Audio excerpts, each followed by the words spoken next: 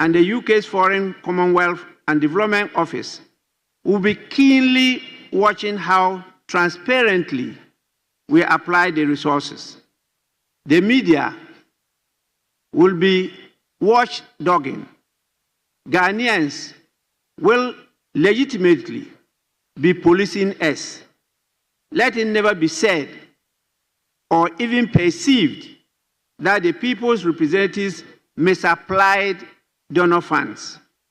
Instead, let the news headlines at the end of this project read, "Squeaky clean Parliament utilize every dollar for donor funds to enhance good governance."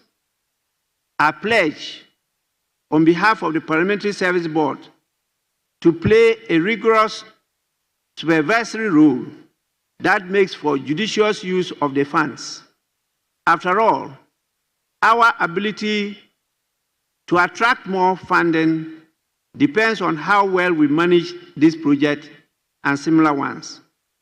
Honorable members, a handshake of appreciation is the magnet that attracts further assistance.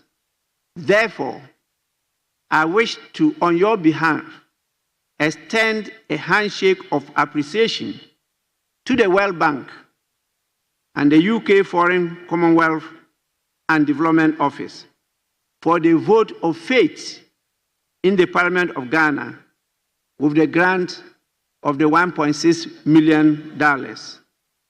The camaraderie and the avowed desire to entrench democracy in Ghana, Africa, and the world.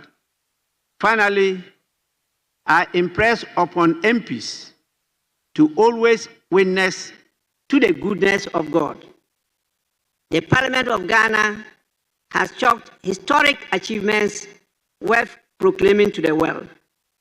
Let us always toast a glass to our successes, not because there are no sorrows, but because the candle of celebration drowns the darkness of our woes.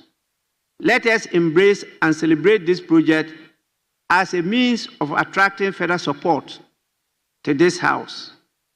I want to take this opportunity to thank all members of Parliament, staff, the Parliamentary Press Corps, and development partners who attended the launching ceremony of the project in the Right Honorable Justice D.F. Annan Auditorium on the 18th of June, 2025. I further thank you and our highly valued listeners for the attention. Thank you. Honorable members, I intentionally decided to make this a statement because I want all of you to commit yourselves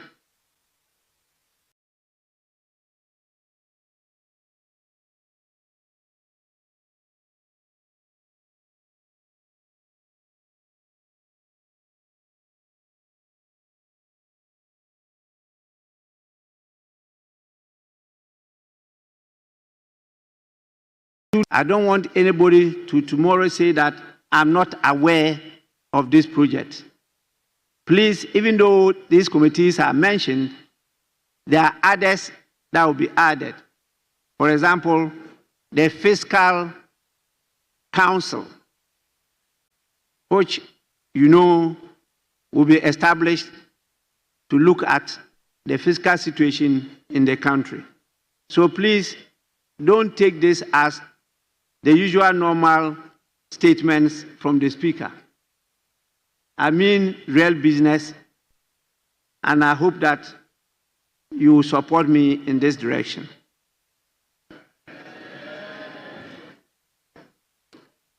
Honorable members, may we now take correction of votes and proceedings and official report. Because of some urgent business, I will not take comments. We will start with the votes and proceedings of Friday, 20th June 2025, page 1. Yes, please. Speaker, thank you for the opportunity. Vote under votes and proceedings. Minutes of the 15th sitting. I think the word 15th have been wrongly spelled. So if the clerk at table could take notice and correct accordingly.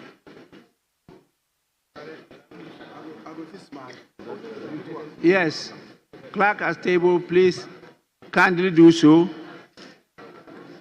It's wrongly spelled at page 1. Page 2. Page 3. Page 4. Page 5. Page 6.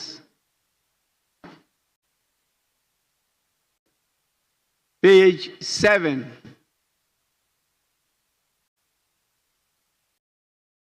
Page 8.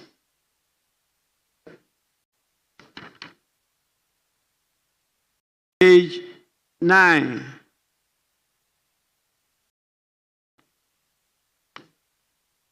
Page 10.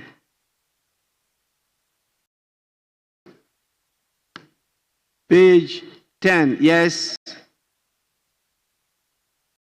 Honorable Speaker, on page 10, item 10, number 53, the last line, the Lands Act. I've checked the website of Parliament, and the name of the legislation is the Land Act. So I don't know which is which, whether it is the Land Act or the Lands Act. On the website of Parliament, it is Land Act, but here it is Lands Act. So I want them to check and do the reconciliation. Thank you. Yes, Honourable Member, well noted. We'll cross-check on that. Yes, please. Right, Honourable Speaker, still on page 10. Just above questions, that is 10. The spelling of Presea, the spelling ends with EA and not IA. Presea Gold Mine.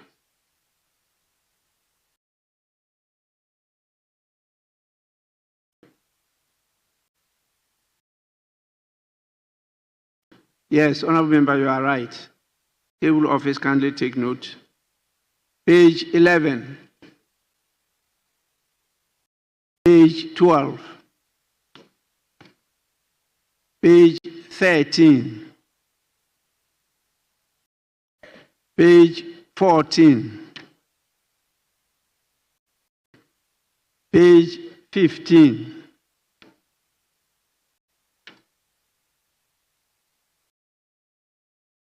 Honourable members, in the absence of any further corrections, the votes and proceedings of Friday, 20th July 2025 is hereby adopted as the true record of proceedings. I have with me a copy of the official report of Thursday, 12 June 2025. Any corrections?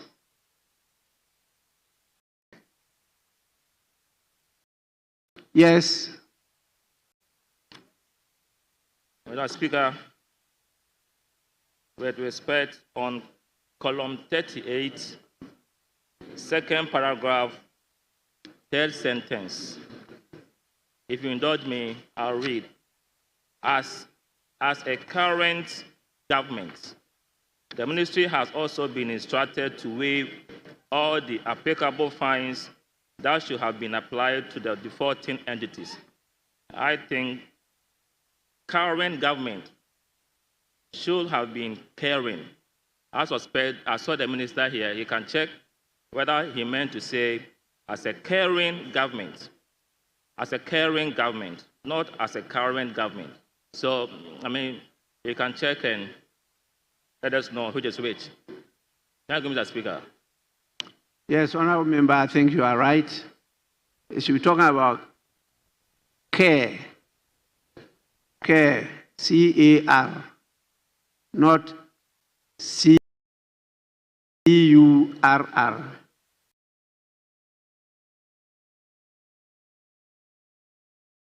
Table office, kindly take note of that. Mr. Speaker, and again on column 46, the last but one paragraph. Mr. Speaker, I end by urging all of us to stand up against this medium terrorism. I think it should be media terrorism and not medium terrorism. Thank you.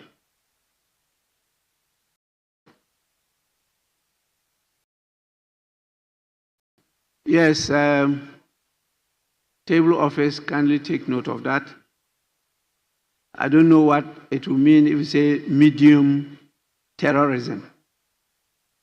It should be media terrorism. Honorable members, any further corrections? Honorable members, in the absence of any further corrections, the official report of Thursday, 12 June 2025 is hereby adopted as a true record of proceedings.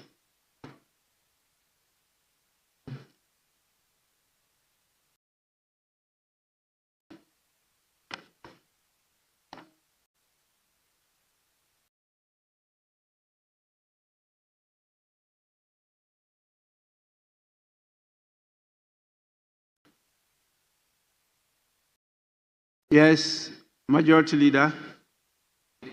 Thank you very much, Mr. Speaker, for the statement on the support that we are getting from the World Bank and our development partners. Mr. Speaker, I just want to crave your indulgence pursuant to Order 67 for us to vary the order of business so that we can lay a number of instruments and also the report of the Appointments Committee on the President's nomination to the Supreme Court. Mr. Speaker, there is an addendum to our order paper, and it lists 1, 2, 3, 4, 5, 6, 7, about six instruments. 6 instruments. And so I crave your indulgence for us to lay the instruments.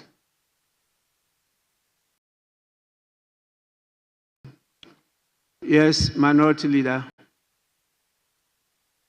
Mr. Speaker, we don't have any difficulty on the instrument, the number of the 6 instruments on the order paper addendum, so we can lay them.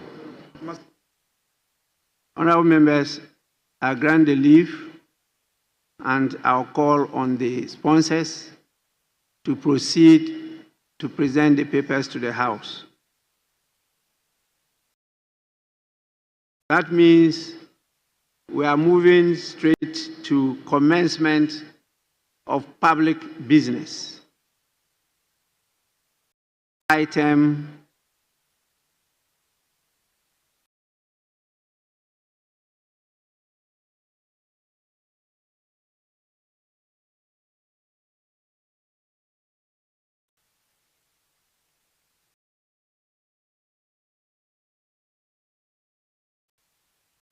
the item is just presentation of instruments.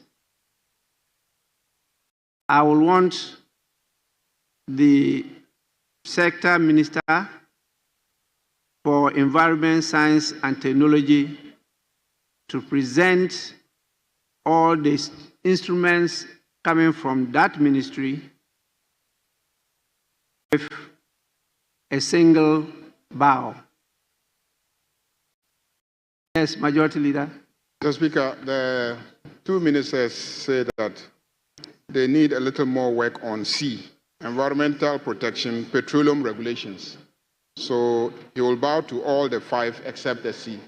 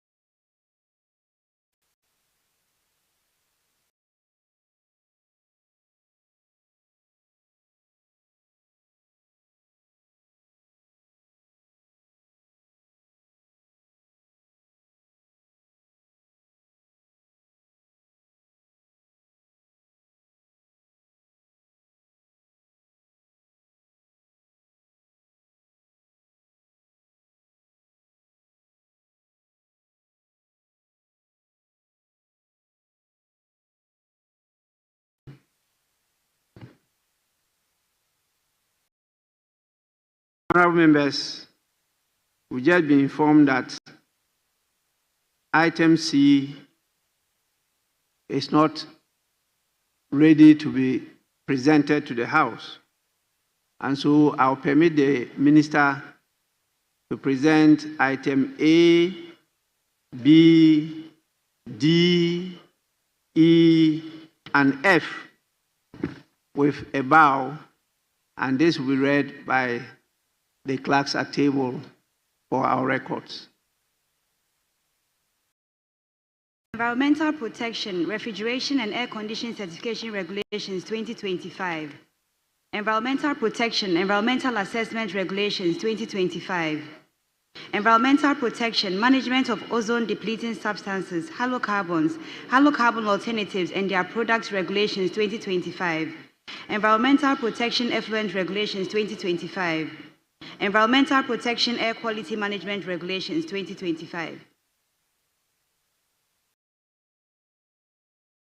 Honorable members,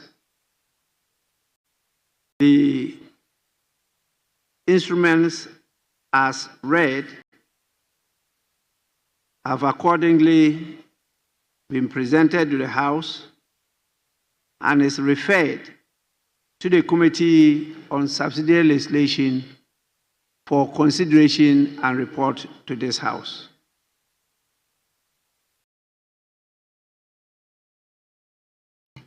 Yes, please. Thank you, Mr. Speaker. Mr. Speaker, further applications to you to vary the order of business so that we can lay the report of the Appointments Committee on His Excellency the President's nominations for appointments as Justice of the Supreme Court of Ghana. It's item 10C, Roman numeral II.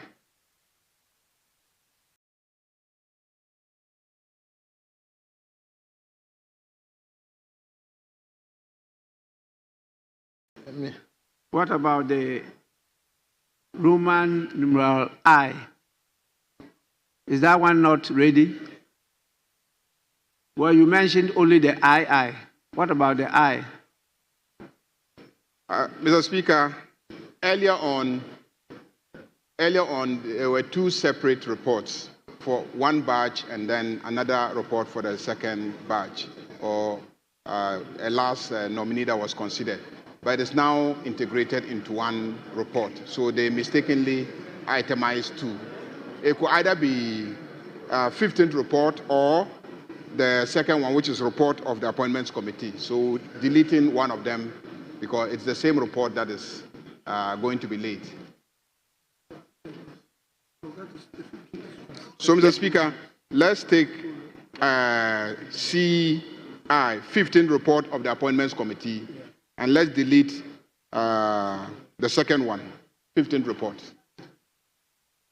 Chairman. Yes, Deputy Minority Whip. Mr. Speaker, if you may indulge me, this very report, there is still some challenges that we are engaging with regards to these two reports. The ranking member of the committee has just been given a copy of the report. He has to go through. There were some points that they had meeting earlier today that was supposed to be captured. It has not been captured. So, Mr. Speaker, if we can do other business whilst this engagement go on, and then we will come back and have a look. But at the moment, the report itself is not ready. Members of the committee, especially the ranking member, they just brought a copy to him in the chamber here, which he has to do some import. So, Mr. Speaker, with respect, if the majority leader can let us do another business, then we do that engagement. Luckily, the chairman is here and the ranking member too is here. We will engage, and then when we are certain, then they can lay it and take it later on, Mr. Speaker. Thank you.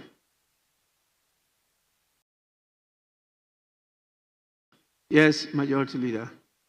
Mr. Speaker, I think they have done all the engagements that they need as a committee. I have a report that is duly signed by the clerk of the committee and then also the chairman of the committee. And the chairman gives me clear indication that everything is okay with the report of the committee and ready to be laid. Mr. Speaker, there's nothing outstanding in relation to the report. Mr. Speaker, there are two sides on the committee. There's the majority side and the minority side. And in the report, the minority has already indicated their opposition to the appointments. They've indicated, they voted opposing the appointment. So it's obvious. So once they voted opposing the appointments, I don't see what is there to engage about.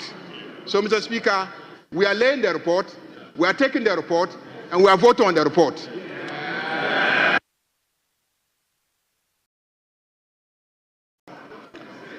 Yes, Minority Leader.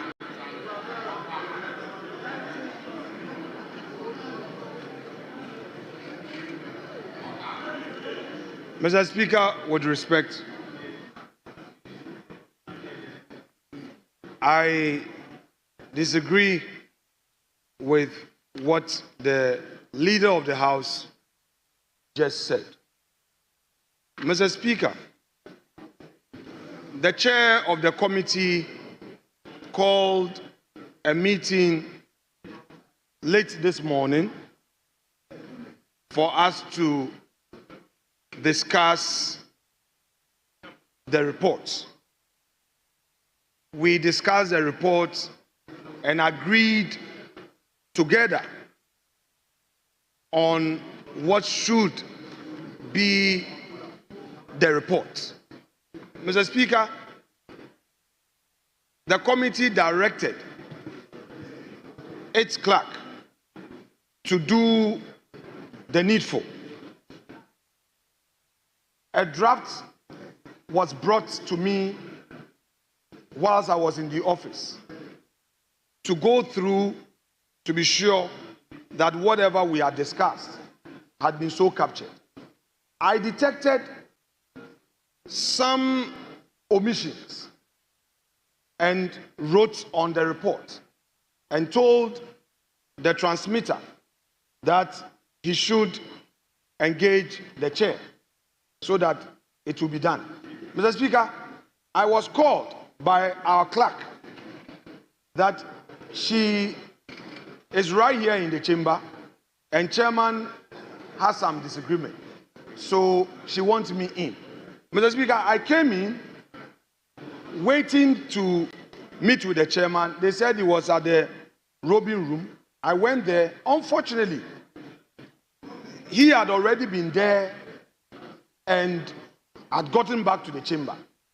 Mr. Speaker, whilst I was still talking to the clerk, chairman hands me a report which has been signed by the clerk, the same clerk who was waiting for me for us to finish this thing, has been signed by her and the chairman. Mr. Speaker, I don't want a repeat of what happened some months to happen again. I have reached out to the acting clerk to Parliament. I've expressed my views on this matter again to him. I still want to give peace a chance. It is not, Mr. Speaker, it is not proper.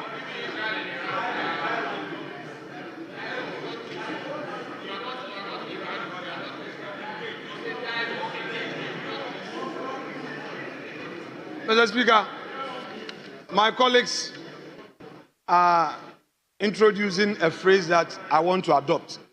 Mr. Speaker, I would want to give dialogue a chance because, Mr. Speaker, when we dialogue and dialogue well, we'll get to a solution. What I agree, however, with the Leader of the House is that, yes, members of the committee have expressed their principled position on the matter, but it is how that is to be expressed. If your side is satisfied with how your views have been captured, and this was a matter of discussion at the committee, then be fair to us also to have our views correctly captured I do not think that this is a matter that we should come to the floor for cameras to witness we breaking shoulders over this matter. We don't need to. We don't need to. Mr. Speaker, the clerk was still engaging me.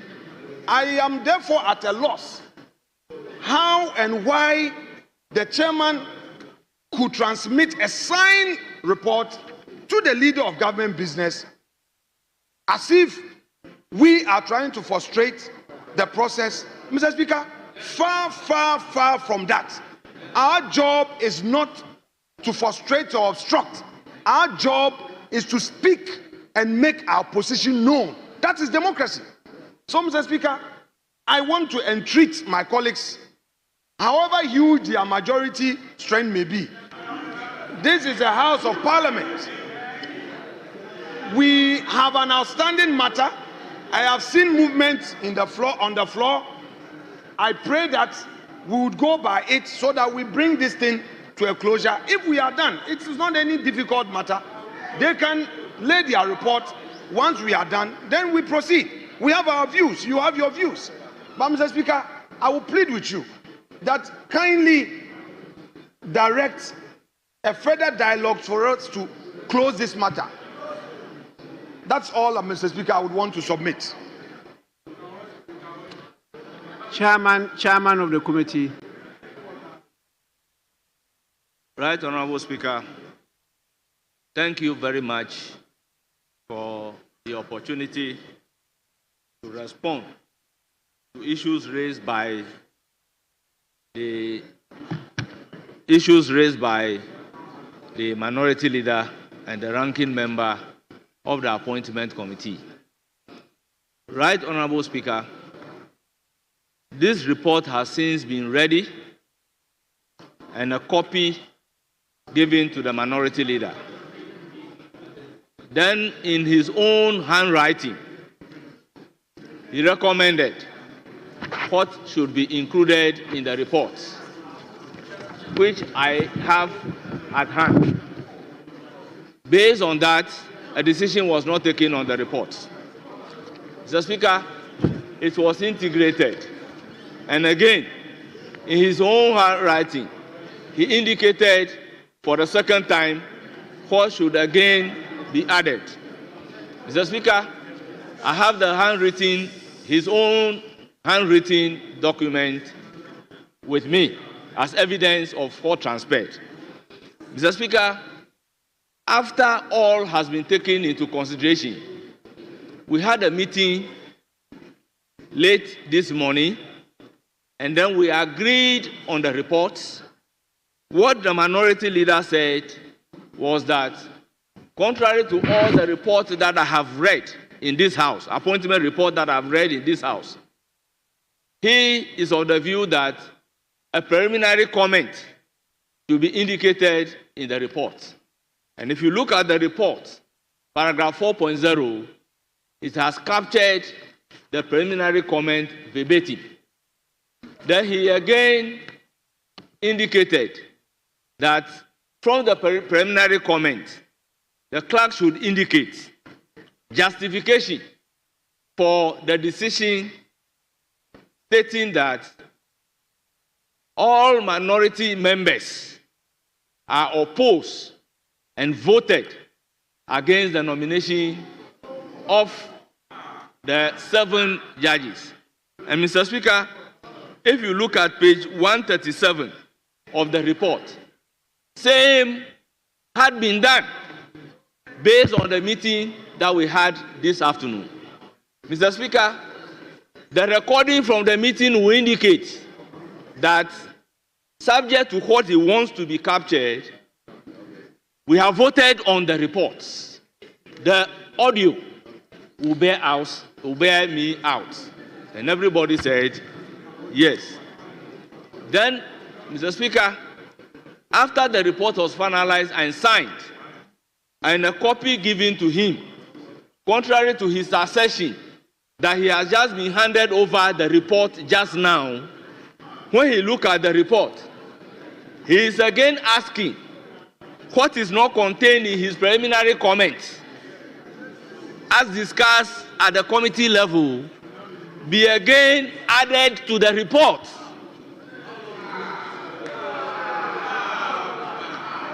Mr. Speaker, I have a copy of the preliminary comment that he brought at the committee level. I can give out the preliminary comment and what he's asking to be added, which has never occurred at the committee level, so that they compare it with his own preliminary comment that he has added and what he is now seeking the clerk to add.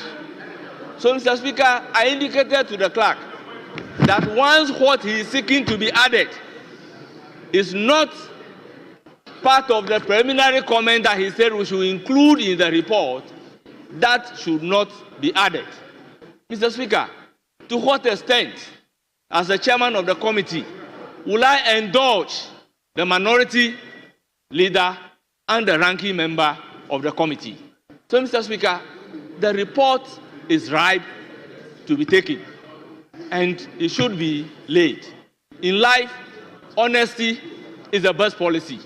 It is the truth that will make all of us free. I wasn't the only one at the meeting. Both majority members and the minority members were at the meeting. Mr. Speaker, so long as you said they should take the conclusion from your preliminary issues that you have raised, and what you are seeking to do now is not part of your preliminary comment. It's not an issue before the committee. So why should it be indicated? Mr. Speaker, let me also place on record that I have read committee's report, including appointment committee's report. If a decision is taken or you have voted no, you don't do justification in the report. In this house, when we take a decision by voice vote, do we indicate justification in the report? If you take decision by head count, do we indicate decision in the report? If you take decision by voting, do we indicate why you have voted no and why you have voted yes? So, Mr. Speaker, we are setting a very bad precedent. This House is setting a very bad precedent. All that I have seen to be happening is that the report is by a majority decision. That is all. When you are on your feet and you want to justify why the report should be a minority decision, then a majority decision, then you can make your submission to justify why you have voted in the way the report is. But to say your justification should be part of the report, Mr. Speaker, is very novel, and I'm seeing it for the first time. However, we have indulged him, and the report has captured the same. Mr. Speaker, I humbly submit.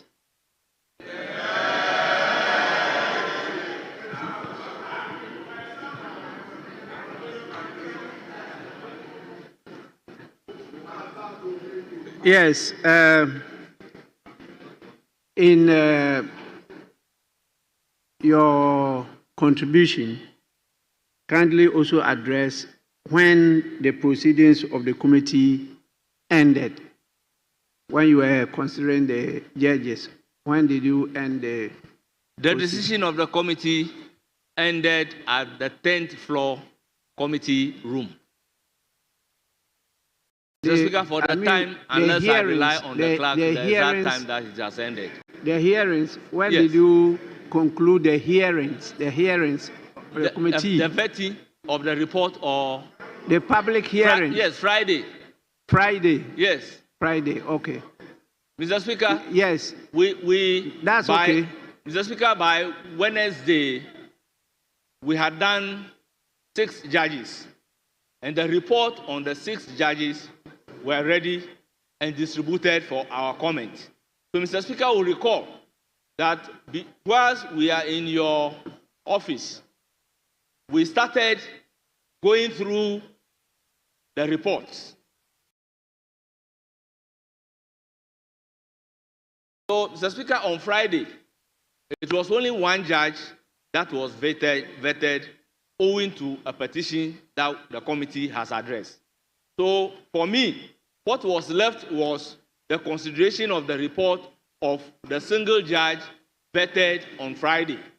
And Mr. Speaker, when the report of the single judge was produced, copy was given to the minority leader, and in minority leader's own handwriting, he made comments that comment should be integrated. And Mr. Speaker, that comment was integrated. Yes, and yes. because it was in his own handwriting. First Deputy Speaker, yes, we heard you on that one. So let me listen to the Deputy Minority Leader. I think you are a member of the committee. Yes, thank you, Mr. Speaker. Mr. Speaker, I would agree with both contributors that we had a discussion on the report. And at a point in time, we came up with suggestions as to the format in which the report was to be taken. After a series of questions from the Honorable Deputy Minority Leader, we all agree that yes, what the Honorable Minority Leader is indicating must be incorporated in the report. But before dispersing from the meeting, there was a clear understanding that after inserting the preliminary comments and the suggestion that was written, Honorable members. Yes. Yes, honorable members, we all heard her. Please.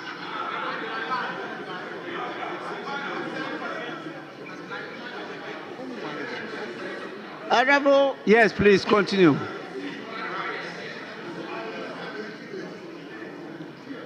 The minority leader pleaded, and it was accepted, that after the incorporation of the suggestions in the report, the report should be reverted back to him, and then he will have a last look at it, and then be ascertained that it is the full capture of what he indicated before it is signed and accepted by all of us. I'm here to learn that even though the minority leader, whatever he wrote was incorporated, it was never sent back to him. It was sent back to him. He made an input. He made an input correcting a statement that was not right. So once he has made that input, I believe that we all agree that it is only when all these things are corrected before it can be signed and presented for laying. So, Mr. Speaker, I'd like to beg of you. I think we are all trying to build consensus in everything that we do. Dialogue is the most important thing. We have dialogue with the chair, and if he's not going to agree to what we are suggesting, it is not a right position of the minority. And therefore, it is very important that what we want to express out there must be clearly stated. So I would like to plead with you, Mr. Speaker, that give us a little more chance to go through the report again, and then by the agreement of the committee members, then we will represent on the floor. Thank you, Mr. Speaker. Honorable members, I don't think we have to continue this exchanges. It's not a debate, but we are governed by rules. And Order 215 gives us an indication of how reports of committees should be not only adopted by the committee, but also presented to the House. And 215.1 says that the deliberations and recommendations of a committee shall be presented to the House in the form of a committee, of a report. Honorable Dr. 2152 says, the committee shall consider and adopt the report prior to the presentation of the report to the House, and the report shall be signed by the chairperson and the clerk to the committee. With specific reference to the Appointments Committee, 21711 says the committee shall report to Parliament within 3 days after the conclusion of proceedings of the committee when Parliament is sitting.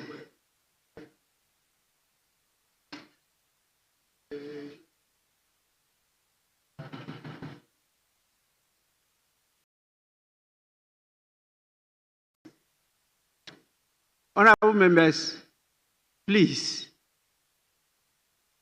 when you are dealing with serious matters of this nature, you don't keep on conversing as if you are in the market square. Please.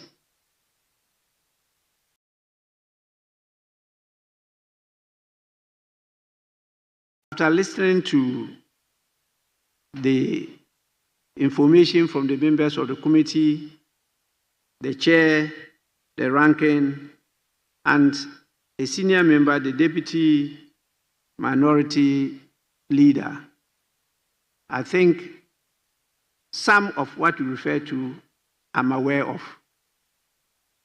because you even sought my assistance in some of these matters in my conference room and went through them together. We thought we had settled them. Now they are being rehashed.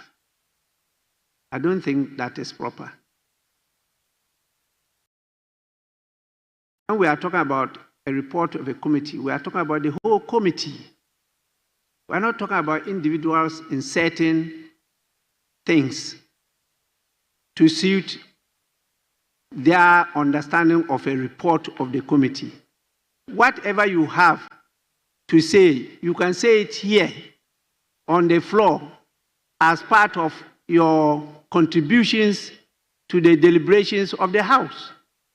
I will give you enough time to say it.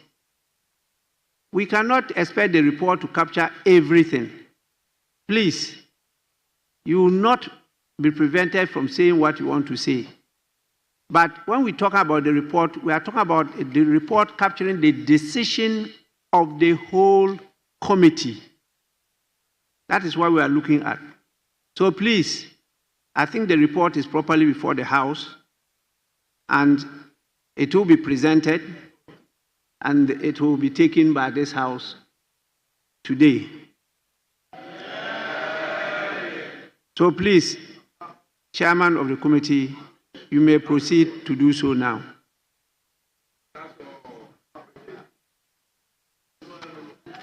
Report of the Appointments Committee on His Excellency the President's nominations for appointments as Justices of the Supreme Court of Ghana.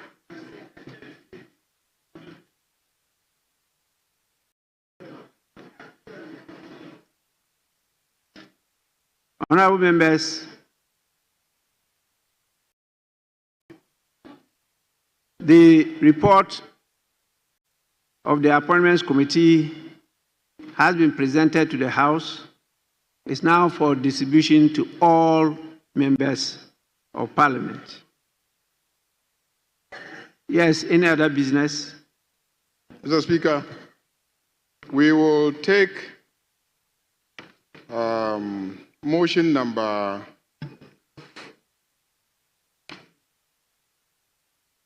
11, which is, it's not a motion, Mr. Speaker.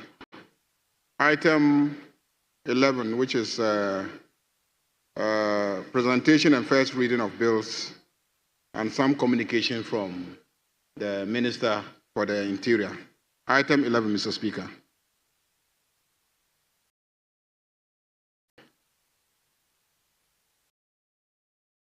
Honourable members, item 11, presentation and first reading of bills, public holidays and commemorative days amendment bill 2025.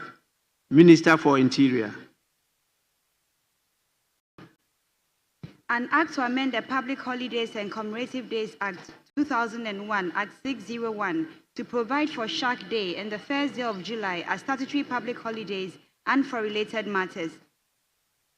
Honourable members, the Public Holidays and Commemorative Days Amendment Bill 2025 has been presented to the House and referred to the Committee on Interior, and I will add Defense and the leadership of the Committee on Constitutional and Legal Affairs.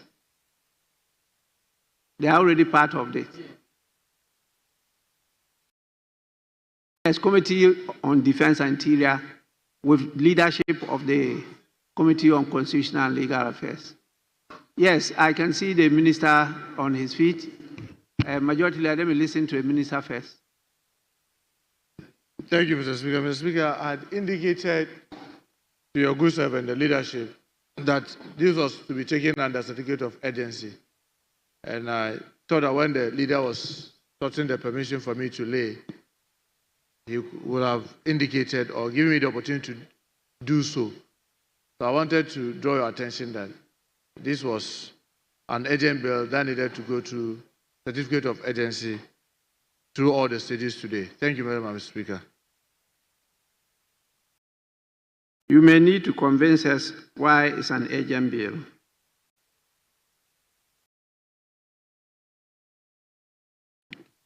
Mr. Speaker,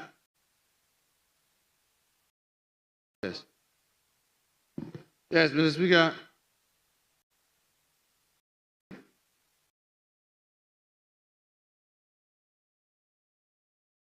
Minority Leader, what is it on? Just a minute, just a minute. Yes, let me listen to him, whatever it is. Let's listen. Yes. Mr. Speaker, with respect, the application was made and the paper was duly laid.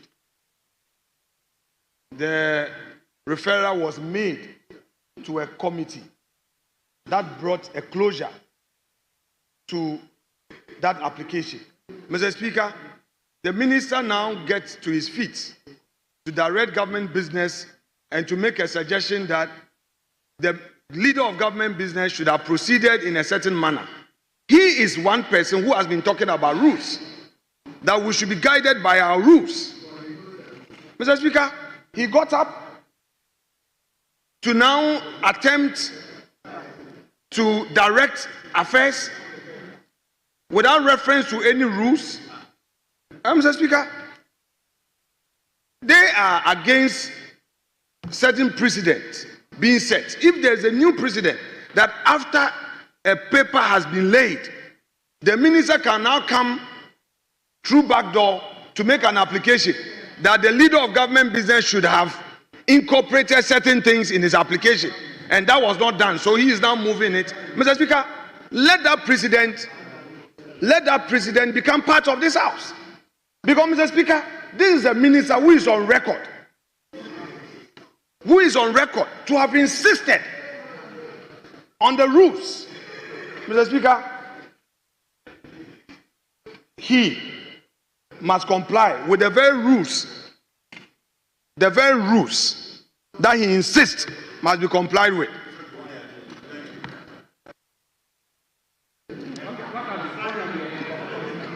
Majority Leader. Mr. Speaker, the rules are very clear that bills presented to this House must be gazetted. When the bill is not gazetted and it is presented to this House, it is clear indication that it is coming as an urgent bill. It is. The rules are clear. The rules are clear, Mr. Speaker. Let me read the standing orders. Let me read the standing orders. Let me read the standing orders. Let me read the standing orders, Mr. Speaker. Let me read the standing orders. Order 159. Presentation of bills and gazette notification. Subject to the Constitution and except as provided for in Order 160 and 162, a bill shall not be introduced in the House unless the bill has been published in the Gazette at least 14 days before the date of the introduction of the bill. Then 160 says that the sponsor may submit a bill to Parliament without publication in the Gazette where the sponsor of the bill considers the bill to be of an urgent nature. To the extent that he has not published it in the Gazette, he intends that it comes as a bill which is of an urgent nature. Mr. Speaker, Mr. Speaker, Mr. Speaker, our rules provide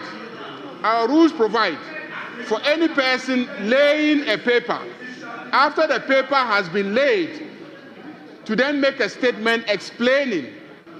And that was what I was expecting, that after he had laid the bill, then he will now mention that it is of an urgent nature because it has not been gazetted. Then we will now refer it to the committee. Mr. Speaker, the reason why, the fact that it has been referred to a committee doesn't mean that the committee is not supposed to exercise its responsibilities under Order 160. The committee, in considering it, will also have to come provide an explanation why it is urgent. But Mr. Speaker asks a question. Why is it urgent? It is urgent because it is meant to regulate public holidays. And we have a public holiday coming in a few days' time, Mr. Speaker. In a few days' time. In a few days' time, Mr. Speaker, and that is why we need to have this bill taken under a certificate of urgency so that the law can be in place for us to be able to enforce the public holiday which is coming in a few days' time, Mr. Speaker. So I urge you, Mr. Speaker, to refer it to a committee under Order 160 so that it will come up with a report and then we'll take it under a certificate of urgency. Mr. Speaker, those are my submissions.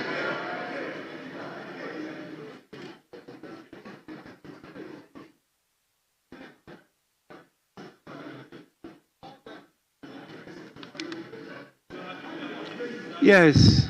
Mr. Speaker, the majority leader attempted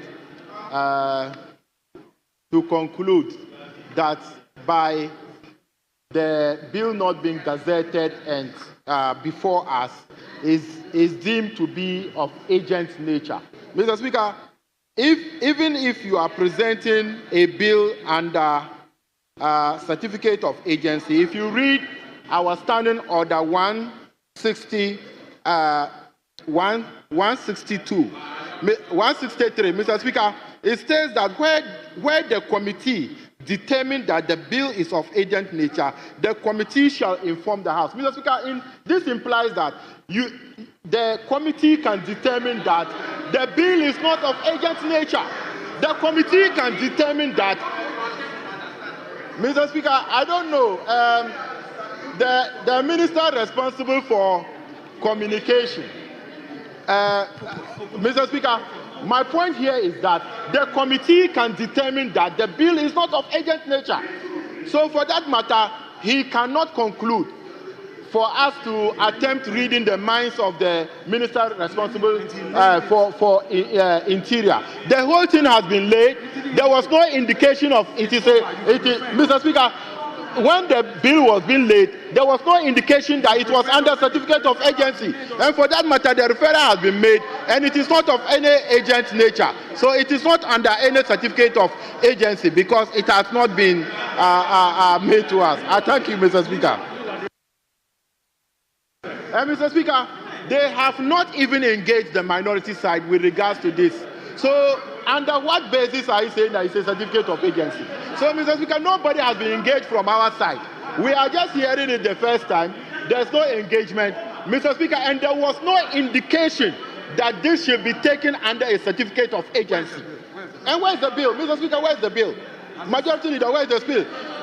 Minister for Interior, where's the bill? Mr. Speaker, I don't understand because we don't even know the bill. So why do we take something under certificate of agency when we don't have a copy of the bill? I thank you, Mr. Speaker. Honorable members, I don't know why there is this disagreement. The standing orders are very clear. They don't need any interpretation apart from what have been stated in very simple and clear language. 1591 says, subject to the Constitution and except as provided for in Orders 160 and 162, a bill shall not be introduced in the House unless the bill has been published in the Gazette at least 14 days before the date of the introduction of the bill. Now, 1591 refers to 160 and 162. 161 says, a sponsor may submit a bill to Parliament without publication in the Gazette, where the sponsor of the bill considers the bill to be of an urgent nature. The Speaker, that's 162, the Speaker shall refer a bill to the appropriate committee for determination of the urgency or otherwise after the presentation and first reading. 3 says, where the committee determines that the bill is of an urgent nature, the committee shall inform the House by a report. Honorable members, there is no requirement in our standing orders for the sponsor of a bill in presenting the bill to tell us anything apart from presenting the bill. When we want the person to tell us something, it is provided for in 163. 163. Particularly 163.3, which says, after the presentation of a bill, a member may ask the sponsor to offer a short explanatory statement on the bill, and the sponsor shall comply. That is the only time the sponsor of a bill is called upon to say something about the bill that he has presented or she has presented. If not, what is required of the sponsor is to come and present the bill. Now, when you look at the bill, the contents on the face of it will give you an indication as to whether this is a bill of urgent nature or of no urgent nature. The committee that I refer the bill to will now take that contents and make a determination and say that this bill is not urgent and should have been gazetted. So why haven't you gazetted it? And it will mean that it's improperly before the House. Or look at the bill on the face of it and say that we think that this is an urgent bill. And we agree with the sponsor for not gazetting it and report to the House before we now allow them to go and consider the bill. So there must be first a report as to whether the bill is of an urgent nature or is any of the normal bill that we should go through the whole procedure as outlined in both the Constitution and our standing orders. So the Minister for Interior was not required by our standing orders to procedurally inform us that the bill is of urgent nature. It is clear on the face of the bill that the intention of the sponsor is for us to consider it as an urgent bill. But that decision will be decided by the House after the recommendation of the committee that the bill is referred to. So I think that the Minister of Interior has not done anything wrong. The right thing has been done, and I have accordingly referred the bill to the committee. The committee will now report to the House. And we now will await the report of the committee. Please, I think this is what our standing order expects us to do. We proceed to any other business. Honorable Dominic Nitiwul, former Minister of Defense. Thank you, Mr. Speaker. Mr. Speaker, I just wanted you to bring clarity to it again. You said it, but it looks like either I didn't get it clearly or many people did not understand it. So, from the standing orders, as you have directed, the committee first has to go and determine whether the bill is of urgent nature or not and come and report to the House. Once the House accepts that it's an urgent matter, then the committee will then go back and look at the substantive bill before they will come back. Is that the case? Exactly. Thank you, Mr. Speaker.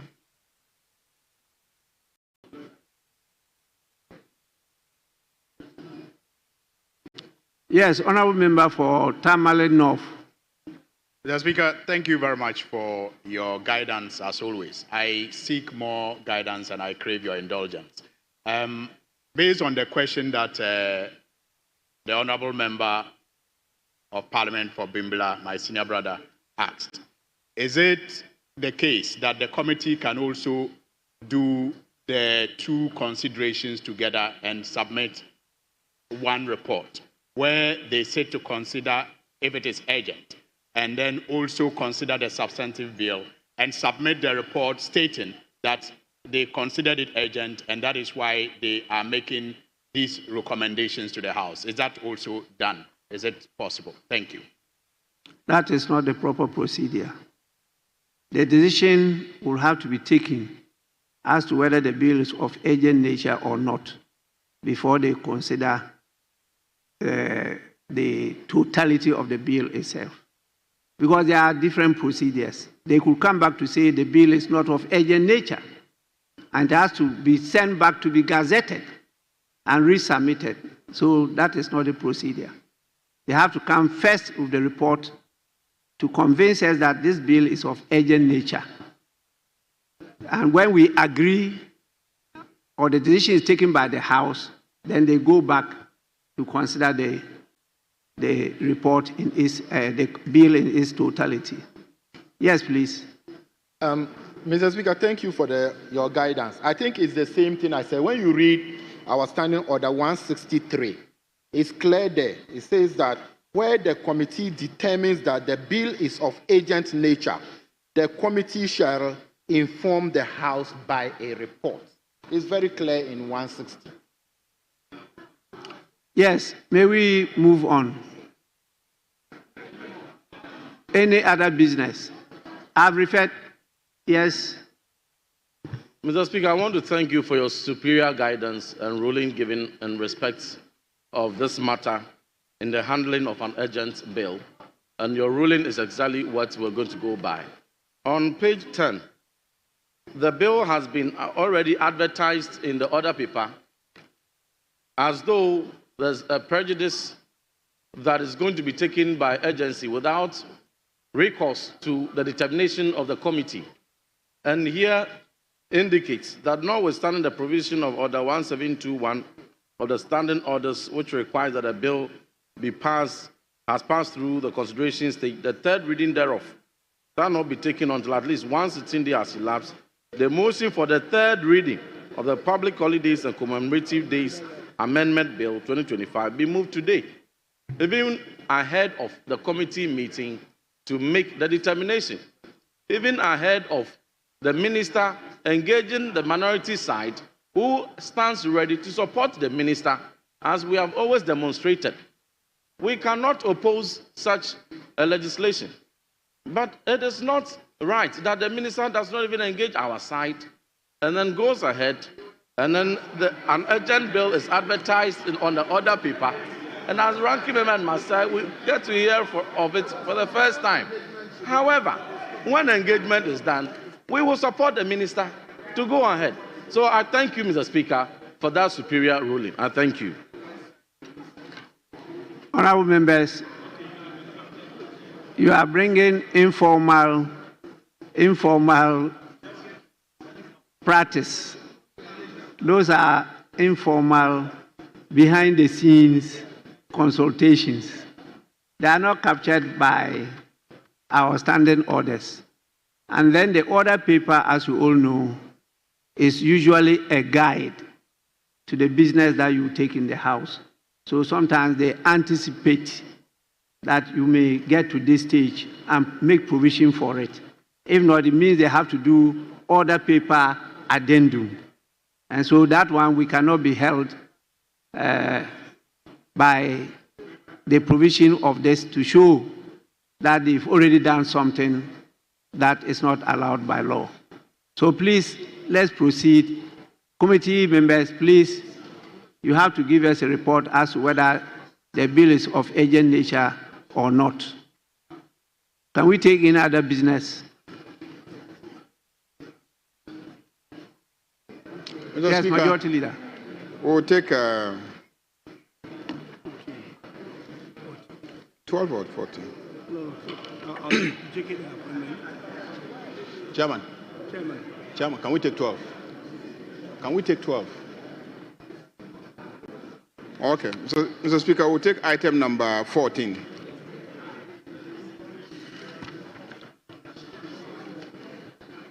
Yes, minority leadership. We are called upon to take item number 14. We don't have any difficulty on... Yes, honorable members, item 14, motion. Chairman of the committee. Mr. Speaker, thank you very much. Law and Order 2153. I would like to move the motion on behalf of the chairman of the committee.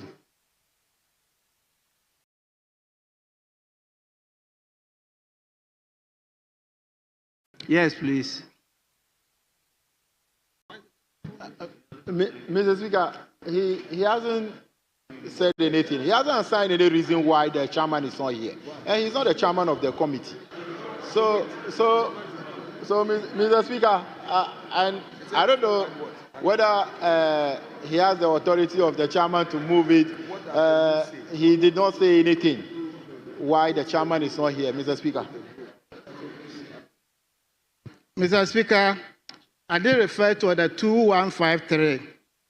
For the information of the House, let me read. A motion shall be moved by the chairperson or any other member of the committee upon presentation of the report to the House for consideration and adoption or otherwise of the report. So I don't need to explain where the chairman is. I am a vice chair of the committee, and it's my place to move the motion. Thank you very much. Yes, Honorable Vice Chair, you are right. You may proceed. Thank you very much, Mr. Chairman. Mr. Chairman, motion captured as Mr. Speaker. Vice Chairman, I'm Speaker. I'm not Chairman. Sorry, Mr. Speaker. Motion numbered as item 14 at today's order paper at page 6 be moved today. Thank you very much.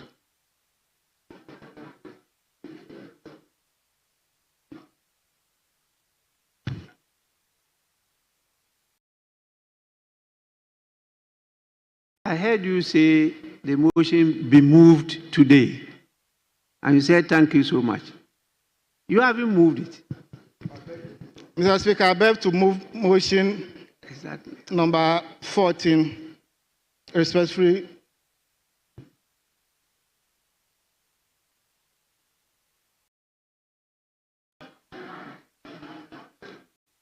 Yes, any seconder.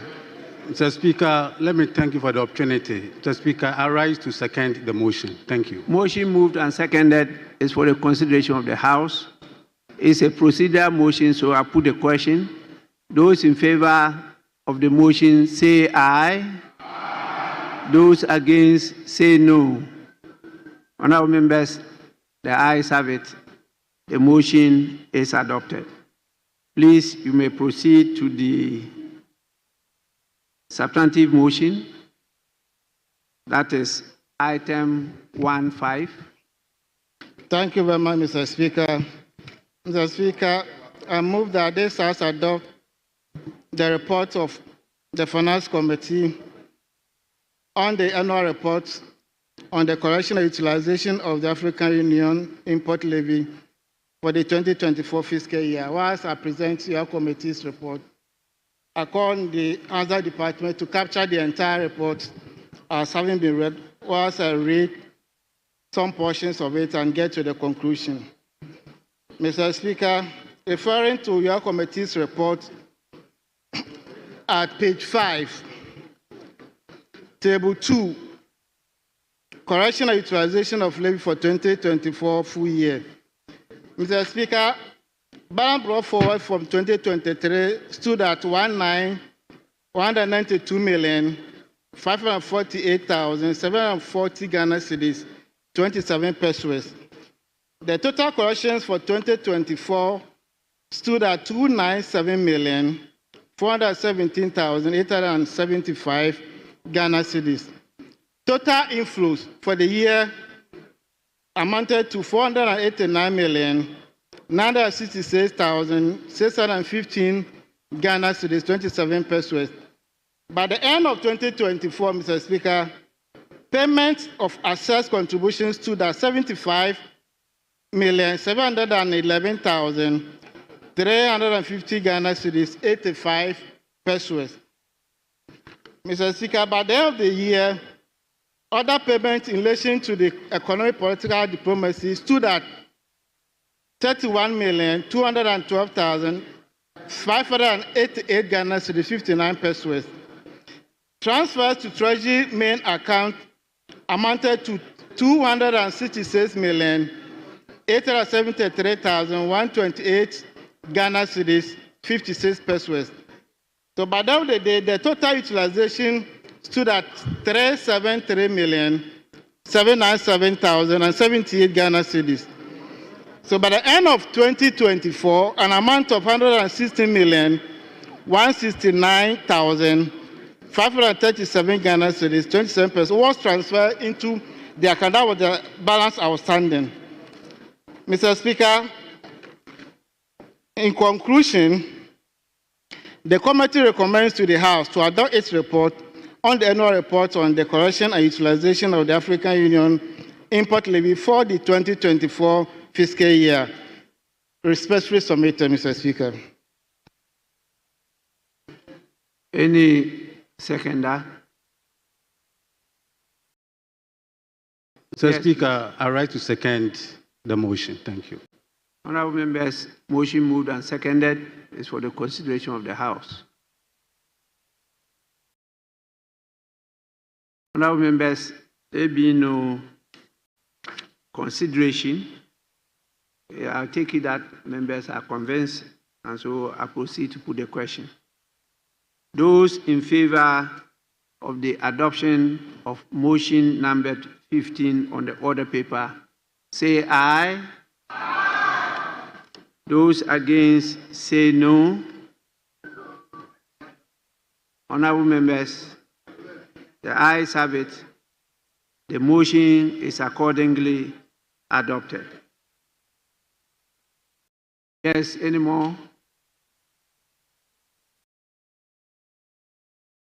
Mr. Speaker, we'll take 16, item 16. Yes. Any contrary view? Mr. Speaker, we have no objection to it. Honorable members, motion number 16 on the order paper. Chairman of the committee. Thank you very much, Mr. Speaker. Mr. Speaker, I beg to move that motion numbered item 16, captured at today's order paper at page 7, be moved today. I respectfully move it, Mr. Speaker. Motion moved. Any seconder? Thank you, Mr. Speaker. I rise to second the motion. Thank you. Motion moved and seconded is for the consideration of the House. I recognize it's a procedural motion, and I'll proceed to put the question. Those in favor of the motion say aye. Those against say no. Honorable members, the ayes have it. The motion is carried. We may proceed to the substantive motion, numbered 1717. Thank you very much, Mr. Speaker. Mr. Speaker, I'm taking the motion number 17 at today's order paper at page 7. Whilst I present your committee's report, I call the Hazard Department to capture the entire report as having been read, whilst I tease out some serious points from the report.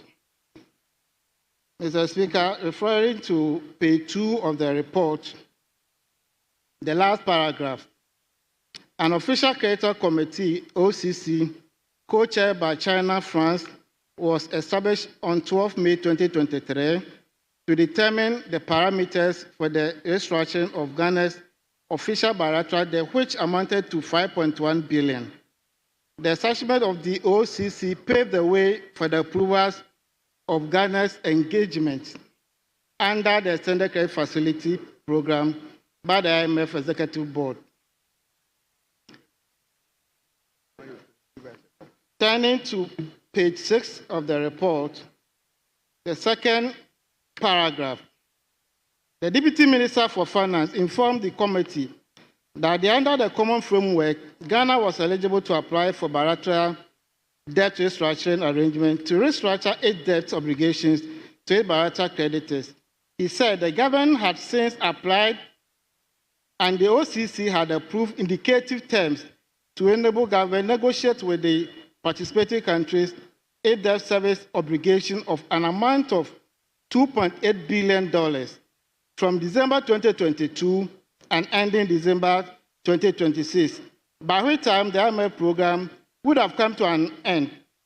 He informed the committee that the indicated terms will not alter the existing financial conditions of bilateral loan agreement that have already received parliamentary approval and fall due after December 2026.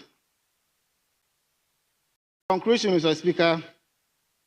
After careful consideration, the committee noted that the debt restructuring was critical in supporting government to restore and sustain macroeconomic stability and debt sustainability. Mr. Speaker, respectfully submitted. Thank you very much. Thank you, Mr. Speaker. Yes. I rise to second the motion. Mr. Speaker, this motion talks about the Joint Committee report of the Finance Committee, Economy and Development, and the Budget Committee.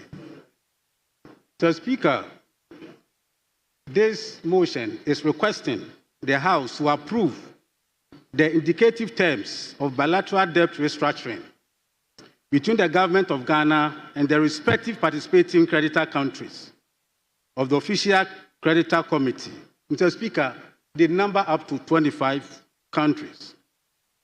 Mr. Speaker, this indicative term is to reschedule a payment plan of some of our debt stock to the mentioned countries. The plan is between 31st December 2022 to 31st December 2026, which we shall pay within this time. But Mr. Speaker, we are rescheduling the payment to be paid between 2039 to 2043. Mr. Speaker, this is a deferred payment of some of our debt stock. Mr. Speaker, the motive is that this will bring a financial relief and create fiscal space for our economy. Thank you, Mr. Speaker, for the opportunity.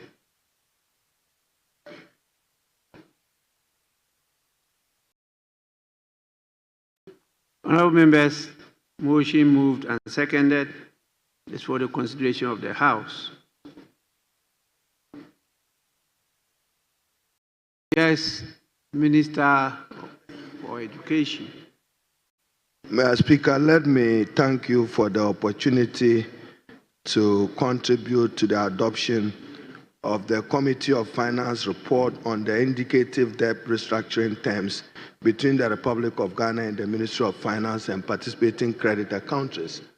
Mr. Speaker, this report reveals the whole that the President Mahama administration in terms of economic management and governance inherited from the previous administration. A debt restructuring which has limited the power of the government of Ghana even to borrow. And Mr. Speaker, there are three types of debt. Those that we owe bilateral, those that are multilateral, and those that are commercial. Mr. Speaker, because of this debt restructuring, which is part of the ECF, the government of Ghana, under the previous administration again, agreed with the IMF.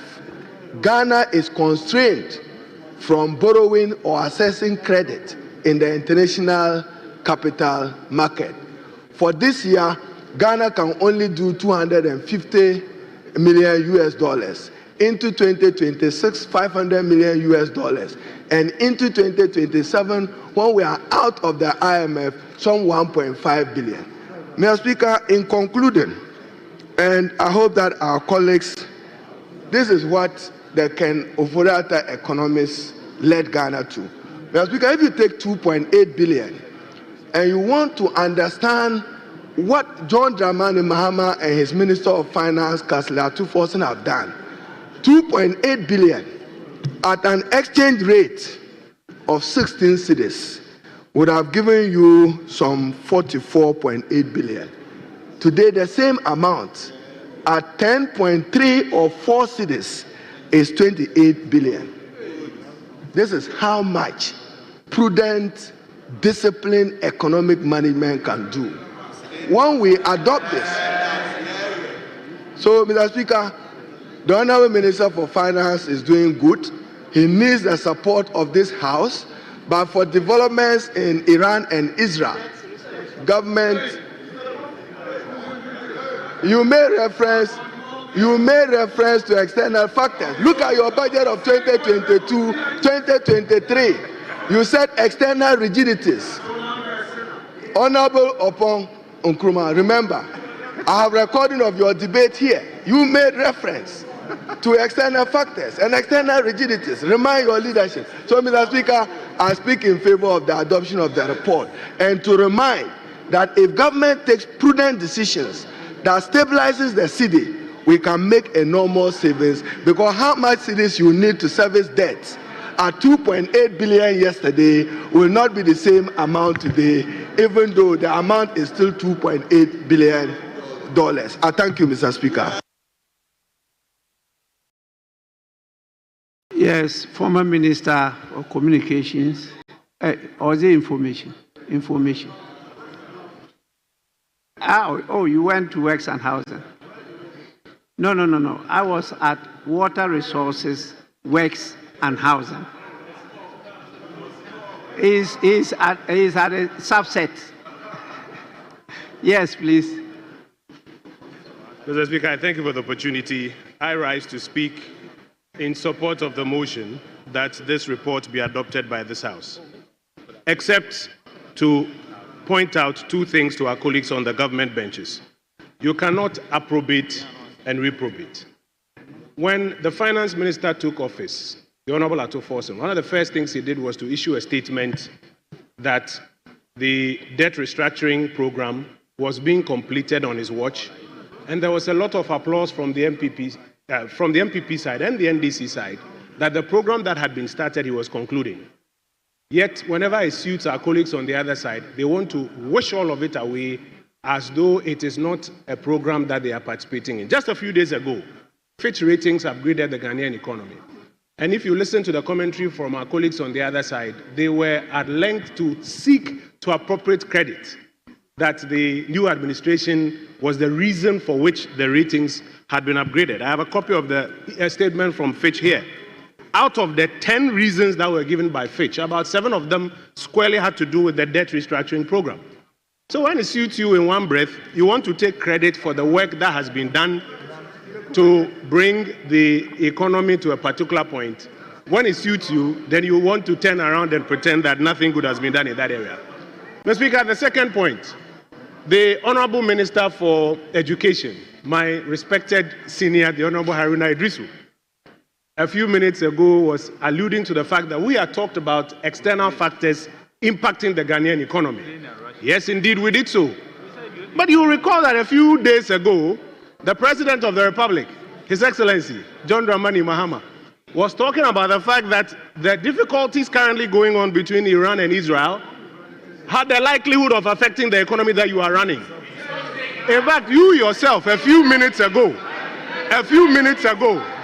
you cut your tongue because you were just on the verge of admitting that external factors have an impact on the Ghanaian economy. And so, Mr. Speaker, What has changed? yes, Ghana has had to go through a debt restructuring program, part of which this House is today approving. But, Mr. Speaker, it is not all as a consequence of economic management domestically. As is being admitted, it is partly, and in this case mostly, as a result of the external factors that had an impact on the Ghanaian economy. Mr. Speaker, I'd like to caution our colleagues on the other side. When it comes to debt, those days when we were on the government benches, we kept telling them that your debt stock can change when you haven't borrowed as a result of how the exchange rate is performing. And in those days when we say it, they will be mocking and laughing that it's not true. A few days ago, the President of the Republic was saying that debt stock is reduced by about 150 million. Yeah. Why? Have you paid down those debts? It's because the exchange rate has performed a particular way, and the reasons for the performance are well known. And so, Mr. Speaker, we all support the report that is before the House. But I want to encourage my colleagues that this path of always seeking to approbate and reprobate, stop it. And now that you are in charge, take full responsibility for the pluses and the minuses that come together. I thank you, Mr. Speaker, for the opportunity.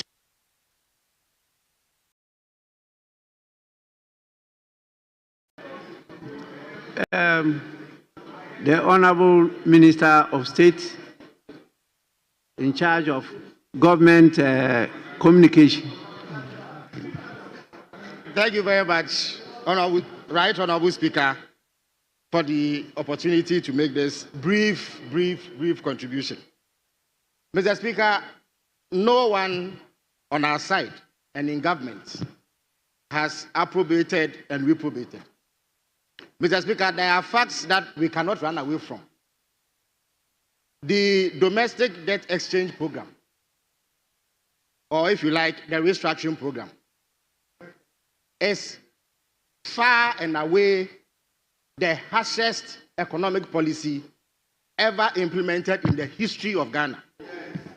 Mr. Speaker, the consequence of that was that a staggering 1.3 million Ghanaians were told overnight that the proceeds of bonds that they had bought in the hope that they were securing, I beg your pardon, their future and existence were not going to be paid for some time.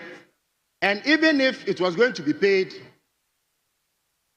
it was going to be paid at a rate much lower than what they agreed when they were buying the bonds. And that the tenor that they were given was going to be extended by significant years. Mr. Speaker, many of those who were affected this way were in the Ghanaian middle class. Overnight, they slammed into penury and they were gnashing their teeth. Mr. Speaker, the most important point, however, is that this was self-inflicted. The mismanagement of the Ghanaian economy began no sooner than when the MPP took over power in 2017. Mr. Speaker, by 2019, or if like 2018, it had become apparent that they were mismanaging the economy. And you could tell so from the budget deficit, which gives an indication of whether there is prudence or there is mismanagement. By 2018, the budget deficits that they inherited had started going up. For 3 consecutive years, between 2018 and 2020, their budget deficit was higher than what they inherited. Mr. Speaker, by 2020, they thought that it was more prudent to borrow and spend money that we didn't have in order to win elections. By 2021, their sins had caught up with them, and we were heading for a crash. By the time they adopted the DDEP, Mr. Speaker, they had absolutely no option, because that was the only way that the IMF would touch us with a long pole. Number 2, Mr. Speaker, and finally, before I sit, Mr. Speaker, it is Dr. Mahamadou Bawumia, who they touted as the best economist this side of the Sahara, who told us that the exchange rates is the biggest indicator of economic prudence. This was in the same lecture where he said the exchange rate will expose you if the fundamentals are weak. It is the duty of government to manage the exchange rate. So if you mismanage it and your currency crashes, and by that reason your debt balloons, it is your responsibility. You have incurred debt. The reverse has happened. We have managed the exchange rate well. So because of that, we have saved 150 billion Ghana cedis of our debt through enhanced foreign exchange liquidity. Mr. Speaker, between January and this month, close to $4 billion has accrued to this economy through gold exports. That is because now 80% of all small-scale gold that is mined in Ghana must be ceded to a government agency called the Gold Board, previously called the PMMC. That is what has enhanced forex liquidity on the market, because our exchange rate regime is defined by the same principles that we know to be demand and supply. There is adequate foreign exchange on the market. That is why the cedi is strong. So it was their fault that they incurred the debt. And we have done good by reducing the debt through prudent foreign exchange management. So, Mr. Speaker, we have not approbated, we have not reprobated. We have simply stated the facts when we say that the DDEP was their own doing. Nobody put a gun to their head to mismanage the Ghanaian economy. But what we can assure everybody in Ghana is that we will not tread the same paths that they worked on. We will learn lessons from what they have done, and we will manage this economy such that the gains that have been made will be sustained over the medium to long term. And finally, Mr. Speaker, nobody has said that global factors don't have an effect on an economy. They do. Since time immemorial, we all know that crude oil price increase on the world market affects the price at the pump. But it was not crude oil prices that resulted in the depreciation of the cedi. It was not crude oil prices that resulted in the DDEP. It was not crude oil prices that resulted in the humongous debt that led to the DDEP. Even as there is global crisis now, fuel price at the pump has reduced 8 times since the beginning of this year under this government. These are facts. So, Mr. Speaker, our friends on the other side should be mandate. Let them take responsibility for their mismanagement. I thank you very much.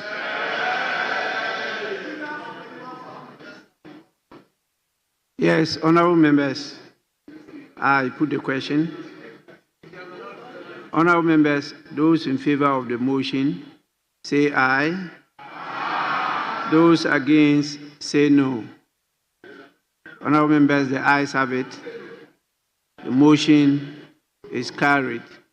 We'll now move to the resolution. Or Majority Leader, you want us to consider something else? No, Mr. Speaker, the minister is not here, so we want to crave your indulgence for the Minister for Interior to take item 18, the resolution. Yes, please. Mr. Speaker, the majority leader always boasts that he has his ministers. Where is the finance minister? And where is the deputy finance minister? This resolution is very important. And Mr. Speaker, we need the finance minister or the deputy minister responsible for finance. None of them are in the chamber, and they are both members of parliament. Mr. Speaker, I don't think we should allow the minister responsible for interior to take this resolution. If it is as important as it is, then we should be able to get the minister responsible for finance or his deputy to take the resolution in question. So, Mr. Speaker, decline his application to allow the minister responsible for interior to do that. He did not even consult anybody. But, Mr. Speaker, I just think that you shouldn't grant his request. Mr. Speaker, the ministers are in the chamber today, just like the minister in charge of government communication. They are here to vote on the judges. That's the reason why they are here. There's no releases, nothing. That is why they are in the chamber today, to vote for the judges. So, Mr. Speaker, the finance minister is not here, his deputy is not here, and for that matter, we should not take that resolution. The resolution cannot be... Mr. Speaker, if monies are not released to ministers to pay contractors, how can that amount to good, prudent management of the economy? How can artificial rates of dollar to the cedi be Mr. Speaker, 6 months? In 2017, they have forgotten about the fact that in 2017, when we took over, we had announced that we had arrested the dollar. We had announced 6 months, exactly that time, we had announced it. But now, even 24-hour economy, there is zero, nothing. 24-hour economy, Amutu, where is your finance minister? Where is your deputy finance minister? Mr. Speaker, rule him out. Don't let the minister take the resolution. Yes, Honorable Deputy Minority Whip, you are now combining your debate on the motion with your objection to the minister taking the resolution. I think he just wanted a bite, and he's got it. Yes, so Minister for Communication.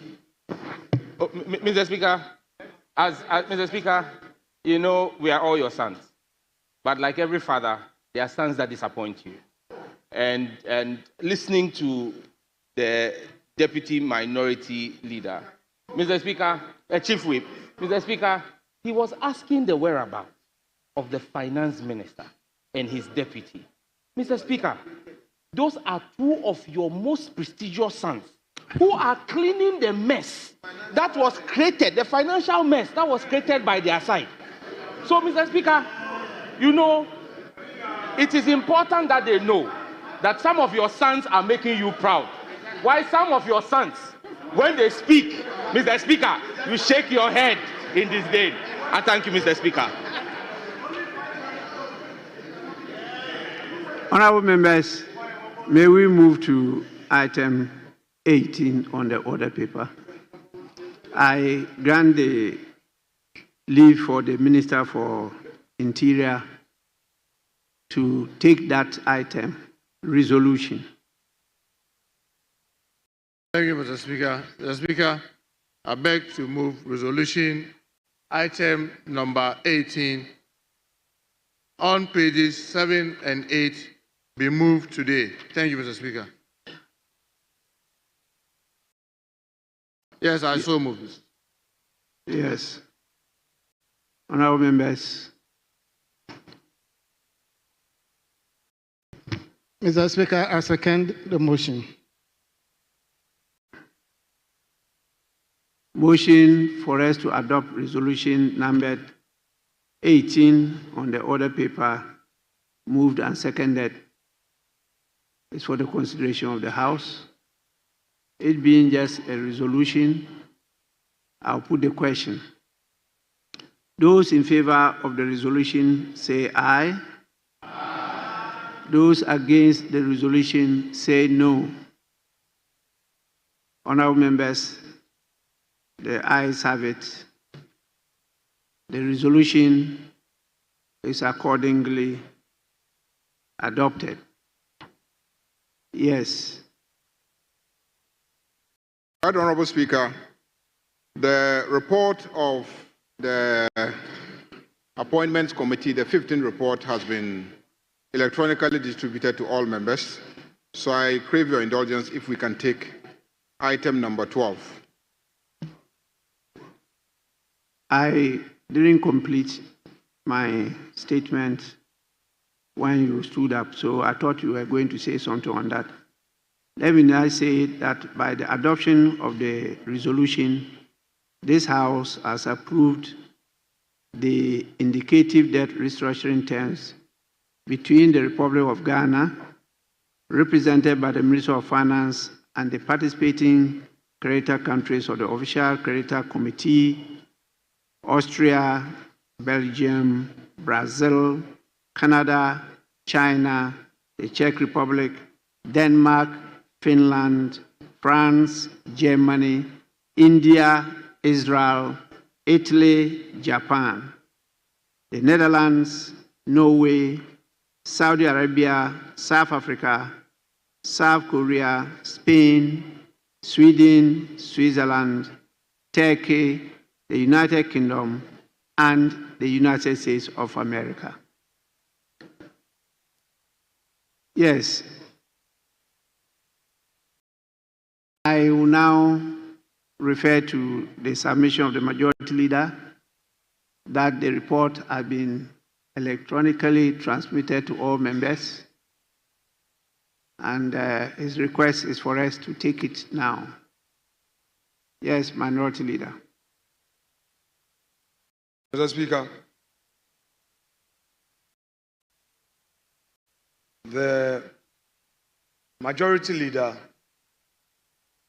made an application for leave to enable this House proceed with motion number 12.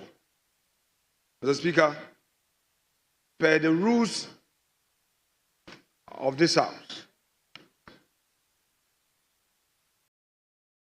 this procedural motion can be moved to address an urgent matter that requires our decision. That is why, Mr. Speaker, if you look at the text of the motion,